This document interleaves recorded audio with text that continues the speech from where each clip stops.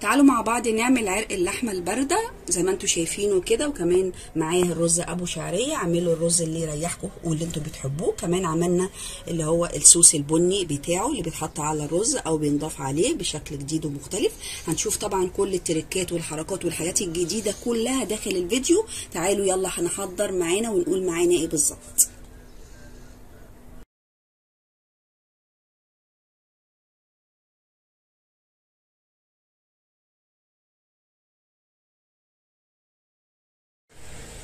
ازيكم حبايبي، عاملين ايه؟ يا رب تكونوا بخير ان شاء الله. النهارده هعمل لكم فيديو جميل وبسيط كده ان شاء الله يعجبكم باذن الله، وهو عرق اللحمه البارده.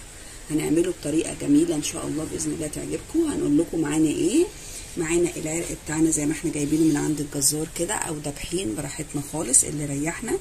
فزي ما انتم شايفين كده هنجيبه بالدباره زي ما انتم شايفين كده بالطريقه دي. انا مش هخرزه، يعني مش هغرزه ولا احط فيه توم ولا الكلام ده كله. كل الحاجات هنحطها عندنا في التحمير. انا هعمله في كيس حراري وادخله الفرن عندي يستوي براحته عشان يطلع عندي لحمه بارده جميله بطعم الفرن كده وحلو. طبعا العرق بيجي طبعا اوزان مختلفه، طبعا اللي انتوا يريحكم وعلى عدد الافراد. هنجيب العرق بتاعنا من 3 ل 2.5 لكيلو ونص براحتكم خالص، على حسب ما هيطلع الحجم من عند الجزار. فهنبتدي نعمله كل ما يكون اكبر يبقى احسن. فايه عشان خاطر اللحمه عندنا بالكش، فايه اللي يريحكم واللي انتوا حابين. هنقول معانا ايه. معانا طبعا الزبده بتاعتنا عشان هناخده كده على الجريلا في الطاسه عندنا. هنعمل معانا الزبده، ومعانا الزيت عشان خاطر الزبده ما تتحرقش. معانا فلفل وبهارات. البهارات حاطه عليها سنه قرفه عشان القرفه بتخلي اللحمه تبقى طعمها حلو. ومعانا توم بودره، بصل بودره، وملح وفلفل. وكمان معانا معلقه كاتشب، ومعلقه الكاتشب دي عشان تديني تيست حلو ان شاء الله يعجبكم، ولا تبقى مسكره ولا اي حاجه، هي تديني تيست طعم حلو. ومعانا طبعا التوم بتاعنا اهو، بدل ما انا هغرزه في العرق عندي هستعمله بالشكل اللي انتوا شايفينه دون ساعه التحمير. ومعانا طبعا عشان احط بقى في الكيس عندنا شويه منكهات كده. طبعا حبيت تحطوا روزماري، زعتر، براحتكم خالص، بتبقى جميله جميله جدا. انا هحط برده بس ناشف، هفرمه كده واحطه. معانا طبعا فلفل، جزر، بصل، طماطم هحطه في الكيس كده معاهم عشان يديني تطعيمه وريحه تكون كويسه. وطبعا للصوص بتاعنا عند التقديم معانا الكريمه.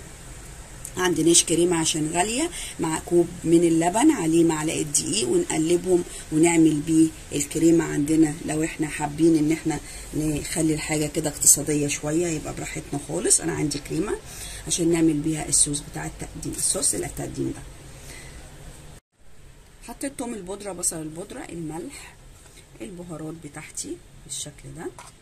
طبعا عندكم اللي هو بسم الله الرحمن الرحيم فلفل اسمر كده. انا حطيت كل حاجه، هقلبها كده على بعضها اهو بالشكل ده. متنسوش سنه القرفه، وابتدي املس كده عشان بدل ما افتح، لان لو فتحت العصاره بتاعه العرق عندي هتنزل ومش هتديني لحمه بارده زي ما انا حابه كده، هتبقى ناشفه ومش هتبقى طعمها حلو خالص. بالشكل ده ناخدها كده. هنحط طبعا في الصينيه عندنا على النار، هنحط فيها الزبده مع الزيت ونبتدي نحمره عندنا كده. نديله كده ايه على النار تشميعه عشان تدينا اللون الحلو بتاعه. وبعدين بالشكل اللي انتوا شايفينه ده هنجيب معلقه الكاتشب كده بالشكل اللي انتوا شايفينه اهو، نملس كده بيه عشان تديني طعم جميل وحلو اهو بقى بالشكل اللي انتوا شايفينه ده. هنروح طبعا على النار، حطينا الزبده وحطينا الزيت بالشكل ده. اول ما تقدح عندنا هنقوم جايبين العرق بتاعنا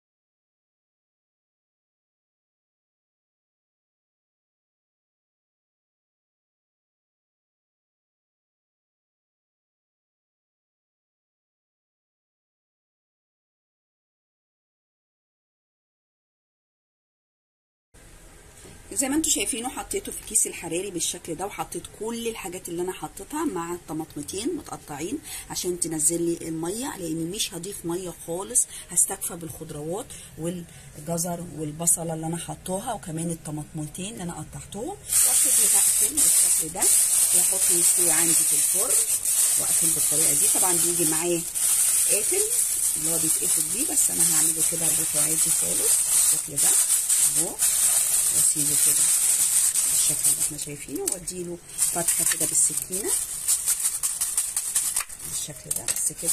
وبعدين ادخله عندي الفرن من ساعه ونص لساعتين، نتاكد عشان احنا مش عايزين نغيب عليه في التسويه، لان الحقيقه اللي بيخليه يفتن مننا لما بنيجي نقطعه ويبقى اللحمه عندنا ناشفه برده. تاني الحاجه اول حاجه ان احنا بنفتحه ونغرزه ونحط فيه التوم، ده غلط خالص ما نعملهاش. تاني حاجه ان احنا بنغيب عليه في السوا، وده برده ما نعملهوش، لان الغيب في السوا بالنسبه لما نغيب على اللحمه في السوا بتتفل عندنا وما بتديناش الطعم الحلو اللي احنا بناكله من بره.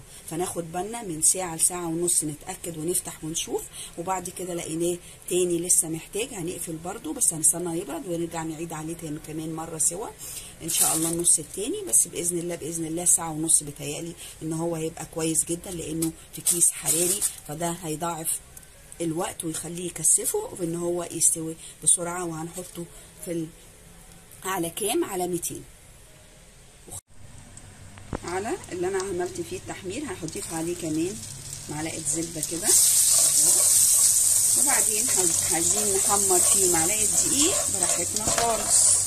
اللي ريحنا عندنا صوص الديمجراس اللي هو بيجاب كده في باكيته بودره، هنضطر نحطه، بس هنا هو هيعمل اللون البني الحلو اللي انا عايزاه، فمش هحتاج صوص الديمجراس اللي هو البودره يعني. هنبتدي نحط كده. عايزين نحمر. انا معايا كريمه هشوفها الاول هتربط لي وتديني صوص حلو اهو. لقيتها عايزه هنقلبها كده، لقيتها عايزه دقيق هديها برده عشان تربط لي، لسه كده هتربط شويه اهو.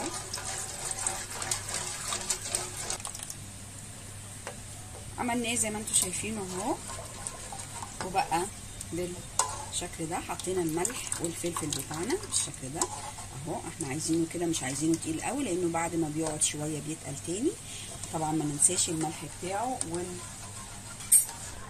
بس ايه نظبط الملح بقى، لان طبعا ما ننساش ان احنا كنا واحنا بنحمر العرق بتاعنا حاطين فيه الملح، وما ممكن برده ان هو ينزل في قلب بتاعه التحمير بتاعنا اللي هي طاسه التحمير او صينيه التحمير زي ما انتم شايفينه بقى بالشكل ده. نحطه في السوسيره عندنا بقى للتقديم ونقطع، وبألف هنا وشفا، وهنشوفه ان شاء الله في التقديم.